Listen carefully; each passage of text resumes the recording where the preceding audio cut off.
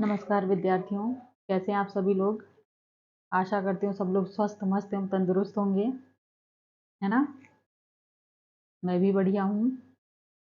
कुछ समय के ब्रेक के बाद चलिए फिर से हम पढ़ने पढ़ाने का सिलसिला शुरू करते हैं। तो शुरू करते हैं भूगोल की एक शाखा जनसंख्या भूगोल, जिसमें टॉपिक लेते हैं जनसंख्या परिवर्तन, है ना। जनसंख्या परिवर्तन, पॉपुलेशन चेंज। क्या है पॉपुलेशन चेंज? जनसंख्या परिवर्तन का अर्थ एक निश्चित अवधि में किसी क्षेत्र विशेष में रहने वाले व्यक्तियों की संख्या में होने वाला परिवर्तन है। एक निश्चित क्षेत्र हो गया और एक निश्चित समय हो गया, वहां पर होने वाले लोगों में, व्यक्तियों में परिवर्तन जो है वही जनसंख्या परिवर्तन है। वृद्धि होती है, नेगेटिव वृद्धि होती है, ये सारा परिवर्तन, घटना बढ़ना, ये जनसंख्या परिवर्तन है। ठीक है। यह परिवर्तन धनात्मक या सकारात्मक, पॉजिटिव जिसे कहते हैं, और ऋणात्मक या नकारात्मक जिसे निगेटिव बोलते हैं, दोनों प्रकार का हो सकता है। ठीक है। इसकी गणना के लिए जनसंख्या अवधि के प्रारंभिक वर्ष की जनसंख्या को आधार जनसंख्या माना जाता है और उसे अंतिम वर्ष की जनसंख्या से घटाकर अंतर ज्ञात किया जा सकता है। मान लीजिए प्रारंभिक वर्ष हो गया 2001, इसकी जनसंख्या ले ली, और अंतिम जनसंख्या वर्ष हो गया 2011, तो इसकी जनसंख्या हो गई। तो इसको घटा करके फिर जो निकलता है अंतर, उससे परिवर्तन प्राप्त किया जाता है। यदि प्रारंभिक वर्ष की जनसंख्या अंतिम वर्ष की जनसंख्या से कम होती है तो यह धनात्मक परिवर्तन कहलाता है, क्योंकि इस स्थिति में जनसंख्या में वृद्धि होती है। इसके विपरीत अंतिम वर्ष की जनसंख्या प्रारंभिक वर्ष की जनसंख्या से कम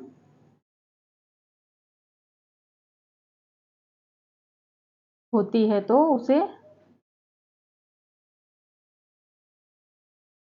ऋणात्मक परिवर्तन होता है, यानी जनसंख्या ह्रास का सूचक होती है। अतः इसे जनसंख्या का ऋणात्मक परिवर्तन कहते हैं। ठीक है। दोनों स्थितियां। जनसंख्या परिवर्तन की माप निरपेक्ष संख्यात्मक अंतर और सापेक्ष प्रतिशत अंतर दोनों प्रकार से की जा सकती है, यानी ये अंकों में प्राप्त की जा सकती है और ये प्रतिशत में प्राप्त की जाती है। तो पहले देखते हैं क्या है निरपेक्ष परिवर्तन, एब्सोल्यूट चेंज। इसकी गणना किसी क्षेत्र या प्रदेश में रहने वाले व्यक्तियों की पूर्ववर्ती संख्या को उसी क्षेत्र के व्यक्तियों की परवर्ती संख्या से घटाकर प्राप्त की जाती है। ठीक है। मान लीजिए कोई क्षेत्र या प्रदेश है, उत्तर प्रदेश है, वहाँ की पहले जो जनसंख्या है और उसके जो बाद जनसंख्या, किसी वर्ष में जो जनसंख्या है 2001, फिर उसके बाद 2011 में जितनी जनसंख्या हुई उसको घटा करके प्राप्त की जाती है। इस प्रकार जनसंख्या का निरपेक्ष परिवर्तन किसी निश्चित अवधि के अंतिम और प्रारंभिक वर्षों की जनसंख्या के संख्यात्मक अंतर को स्पष्ट करता है, जो धनात्मक या ऋणात्मक किसी भी प्रकार का हो सकता है। ठीक है। उदाहरण देख लेते हैं। एक जिले की जनसंख्या यदि 1981 में 50,640 और 1991 में 60,230 थी तो 10 वर्षीय परिवर्तन 9,590 होगा। ठीक है। इसमें से इसको घटा दिया जाएगा। इसी प्रकार दूसरे जिले की जनसंख्या सन 1981 में 80,300 और सन 1991 में 75,200 होने पर जनसंख्या परिवर्तन -5,100 होगा, यानी ऋणात्मक परिवर्तन, घट गई है ना। 1981 में 80,000 थी और 1991 में 75,200 रह गई, तो ये ऋणात्मक परिवर्तन हुआ। ये हो गया निरपेक्ष परिवर्तन। अब देखते हैं सापेक्ष परिवर्तन।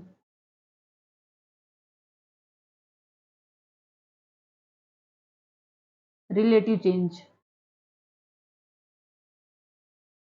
ये क्या है?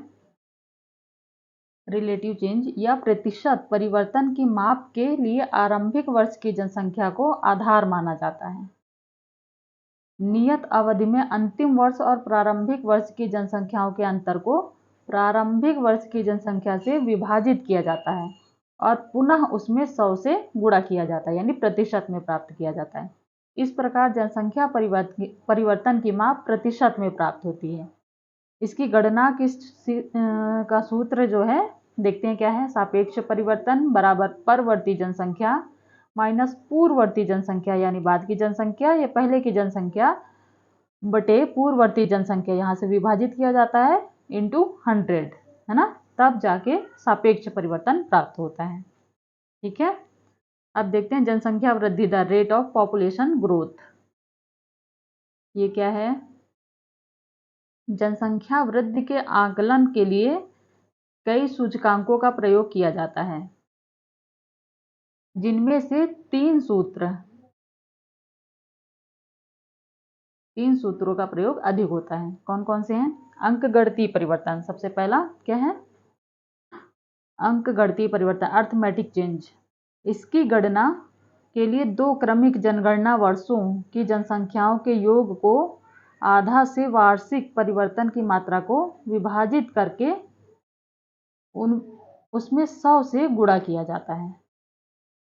ठीक है, दो क्रमिक जनगणना वर्ष लेंगे क्रम में, फिर उनकी जनसंख्याओं के योग के आधा से अधिक वार्षिक परिवर्तन की मात्रा को विभाजित करके उसमें 100 से गुणा किया जाता है। अंकगणितीय परिवर्तन सूत्र क्या है? बराबर AC बटे 1/2 PN प्लस PO इंटू 100, जहां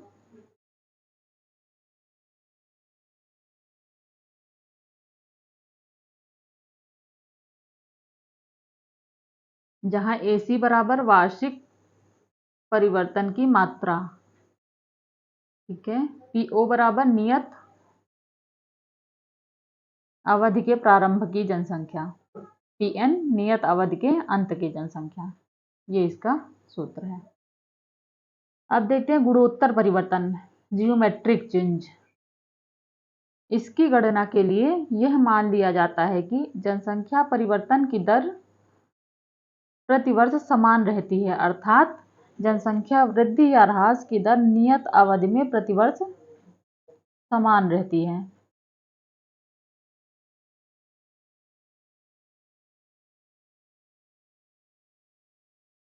इस प्रकार एक नियत समयावधि में जनसंख्या की गुणोत्तर या ज्यामितीय परिवर्तन चक्रवृद्धि परिवर्तन कंपाउंड चेंज को प्रकट करता है। जनसंख्या वृद्धि के दर की गणना के लिए क्लार्क ने इसी विधि का प्रयोग किया है। क्लार्क महोदय ने इस विधि का प्रयोग किया है। अगला देखते हैं चरघातांकी परिवर्तन, एक्सपोनेंशियल चेंज। इसकी गणना के लिए यह कल्पना की जाती है कि परिवर्तन की दर सतत समान रूप से क्रियाशील रहती है। यह चक्रवृद्धि परिवर्तन का ही परिवर्तित रूप है, जिसमें कालावधि नियत स्थान पर अत्यंत दीर्घ अथवा अनंत हो जाती है। जब चक्रवृद्धि की गणना अपरिमित समयावधि के अति लघु अंतराल के अनुसार की जाती है तो उसे चरघातांकी परिवर्तन कहते हैं। सामान्यतः गुणोत्तर वृद्धि दर की तुलना में चरघातांकी वृद्धि दर कम होती है। इसमें जनसंख्या वृद्धि की मात्रा जनसंख्या आकार से निर्धारित होती है। जनसंख्या के आकार जितना विशाल होगा, वृद्धि दर उतनी ही तीव्र होगी। यहाँ पर जनसंख्या वृद्धि दर समाप्त होता है। आगे क्या है इसका सूत्र देख लेते हैं, काफी लंबा चौड़ा है ना।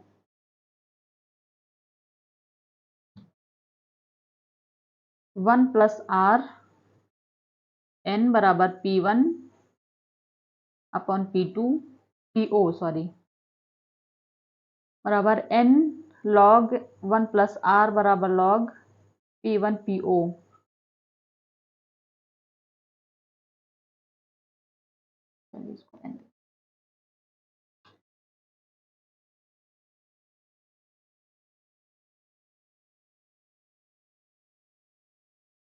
आगे देखते हैं क्या है जनसंख्या वृद्धि के प्रकार, टाइप्स ऑफ पॉपुलेशन ग्रोथ, कितने प्रकार की होती है।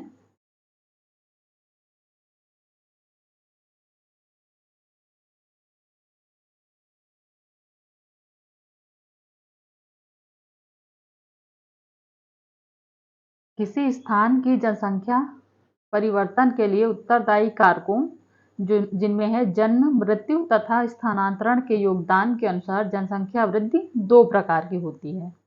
कौन कौन सी? नंबर 1 प्राकृतिक वृद्धि, नेचुरल ग्रोथ, और नंबर 2 वास्तविक वृद्धि, एक्चुअल ग्रोथ। तो क्या होता है प्राकृतिक वृद्धि? चलिए देखते हैं। जनसंख्या वृद्धि की प्राकृतिक वृद्धि किसी स्थान या क्षेत्र की कुल जनसंख्या में एक नियत समयावधि के पश्चात कुल जन्मों और कुल मृत्युओं के कारण आने वाले अंतर को प्राकृतिक या नैसर्गिक वृद्धि मानी जाती है। एक निश्चित समय वहाँ पे कुल जन्म कितने हुए हैं, कुल मृत्यु कितनी हुई है, उनमें जो अंतर आता है उसी को प्राकृतिक या नैसर्गिक वृद्धि कहते हैं। प्राकृतिक वृद्धि की गणना के लिए किसी नियत समयावधि में कुल जन्मों और कुल मृत्युओं की संख्या में अंतर ज्ञात करके उसमें आरंभ वर्ष की जनसंख्या से भाग देकर परिणाम में 100 से गुणा किया जाता है, जिससे प्राकृतिक वृद्धि प्राप्त होती है। इसकी गणना का सूत्र क्या है? प्राकृतिक वृद्धि बराबर TB minus TD upon PO into 100, जहाँ TB क्या है? जन्मों की कुल संख्या, टोटल बर्थ,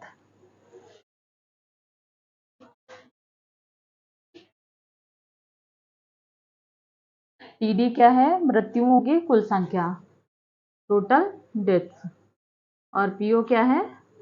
आरंभिक वर्ष की कुल जनसंख्या। जनसंख्या की प्राकृतिक वृद्धि की गणना दशकीय, डिकेडल अथवा वार्षिक आधार पर की जाती है। 10 वर्षों में या अथवा 1 वर्ष में वार्षिक आधार पर। जनांकीय विश्लेषण में प्राकृतिक वृद्धि दर का व्यापक स्तर पर प्रयोग होता है, किंतु इससे वास्तविक जनसंख्या वृद्धि का प्रदर्शन नहीं हो पाता, क्योंकि जनसंख्या परिवर्तन के एक महत्वपूर्ण कारक जनसंख्या स्थानांतरण को इसमें शामिल नहीं किया जाता, इसलिए इसकी वास्तविक जनसंख्या क्या है वो प्राप्त नहीं हो पाती। इसकी गणना में व्यक्तियों के आयु वर्ग पर भी ध्यान नहीं दिया जा सकता, इसकी कमियां हो सकती हैं। इसके विपरीत दो क्षेत्रों की समान संरचना वाली जनसंख्या में जन्म दर और मृत्यु दर में अंतर के कारण प्राकृतिक वृद्धि में भिन्नता भी हो सकती है। ठीक है, अगर मान लीजिए किन्हीं दो क्षेत्रों की समानता करनी हो तो वहां पर अंतर के कारण भिन्नता होगी। दूसरा देखते हैं, जनसंख्या की वास्तविक वृद्धि। किसी क्षेत्र में एक निश्चित समयावधि में अंतिम वर्ष की कुल जनसंख्या और प्रारंभिक वर्ष की कुल जनसंख्या में अंतर को प्रारंभिक वर्ष की कुल जनसंख्या से विभाजित करके उसमें 100 से गुणा किया जाता है। इस प्रकार वास्तविक वृद्धि दर प्राप्त होती है। यह एक नियत समय अंतराल, सामान्यतः प्रति दशक या प्रतिवर्ष में प्राकृतिक वृद्धि के प्रतिशत अंतर वृद्धि या ह्रास को प्रकट करती है। ठीक है, सूत्र देख लेते हैं इसका क्या है। वास्तविक वृद्धि दर बराबर PN माइनस PO बटे PO इंटू 100, जहाँ PO एक नियत समयावधि में प्रारंभिक वर्ष की जनसंख्या, PN नियत समयावधि में अंतिम वर्ष की जनसंख्या।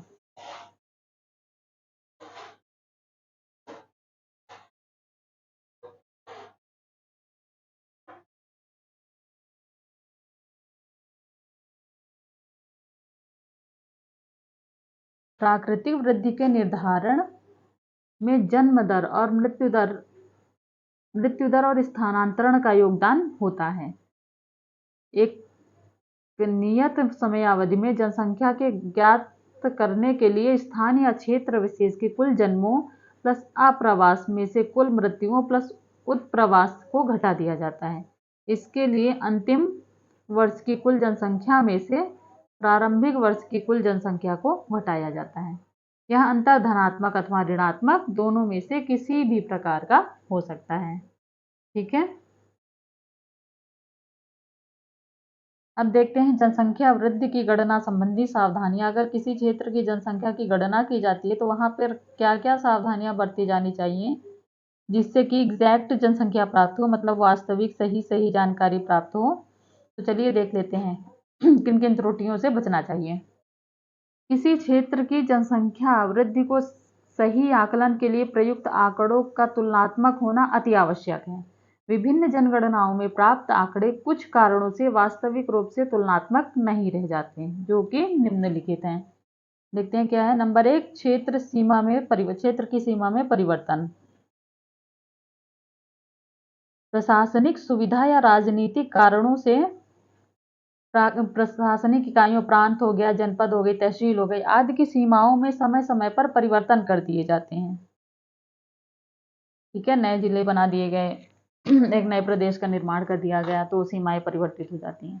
जिस क्षेत्रीय इकाई के आधार पर एक जनगणना में आंकड़ों का संग्रह किया जाता है, अगली जनगणना तक यदि उसकी सीमा में परिवर्तन हो जाता है, तब दोनों जनगणनाओं के जनसंख्या आंकड़े तुलनीय नहीं रह जाते, यानी उसमें मिसमैच हो जाता है। यानी अतः जनसंख्या परिवर्तन की सार्थक गणना के लिए क्षेत्रीय सीमा में होते हुए परिवर्तन से उत्पन्न त्रुटि को संशोधित करके ही आंकड़ों का प्रयोग किया जाना चाहिए, अन्यथा इसे अशुद्ध और भ्रामक परिणाम ही प्राप्त होगा। राज्यों या जनपदों, तहसीलों आदि की भौगोलिक सीमाओं में परिवर्तन हो जाने से विभिन्न जनगणना वर्षों के लिए जनसंख्या वृद्धि का आकलन कठिन हो जाता है, अतः उसमें परिवर्तन के अनुसार संशोधन आवश्यक होता है। मान लीजिए एक जिले की कुछ इकाइयों या कुछ तहसीलों को अलग कर दिया गया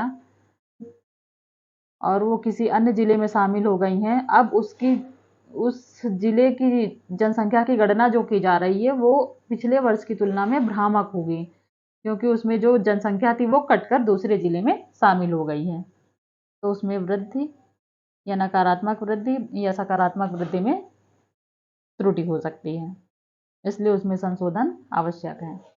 दूसरा देखते हैं क्या है, परिभाषा या उपागम में परिवर्तन। कभी कभी एक जनगणना से दूसरी जनगणना में जनसंख्या के कुछ तत्वों की परिभाषा और अध्ययन उपागम में उल्लेखनीय परिवर्तन कर दिए जाते हैं। इन परिवर्तनों के कारण भी दो भिन्न जनगणनाओं के जनसंख्या आंकड़े पूर्णतः तुलनीय नहीं रह जाते हैं।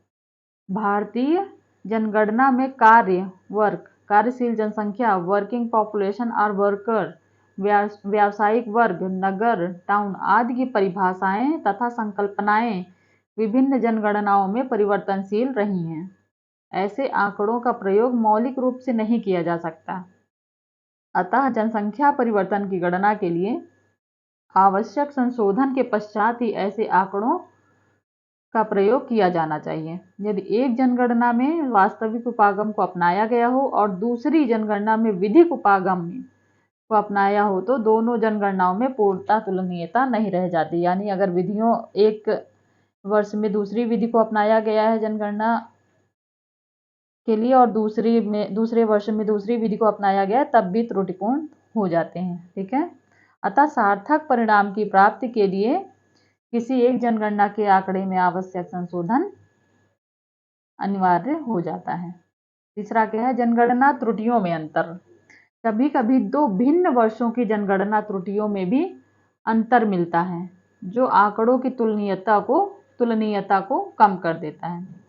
कभी कभी जनगणना में कुछ तथ्य दो बार गिन लिए जाते हैं अथवा कुछ तथ्य गणना से वंचित रह जाते हैं या छूट जाते हैं। जनगणना संबंधी इन्हीं त्रुटियों के प्रति सजग रहें और जनसंख्या के आंकड़ों का प्रयोग करते समय उनमें आवश्यक संशोधन करके ही प्रयोग करें, जिससे वे तुलनीय हो सकें। इसके लिए आंकड़ों के प्रयोगकर्ता को जनगणना की त्रुटियों में संशोधन संबंधी तकनीक में कुशल होना आवश्यक होता है। उपयुक्त सूचनाओं के अभाव में आंकड़ों के संशोधन का कार्य कठिन होता है, किंतु यदि जनगणना विभाग ऐसी त्रुटियों के संबंध में सूचनाओं या टिप्पणियों का प्रकाशन करे तो उसमें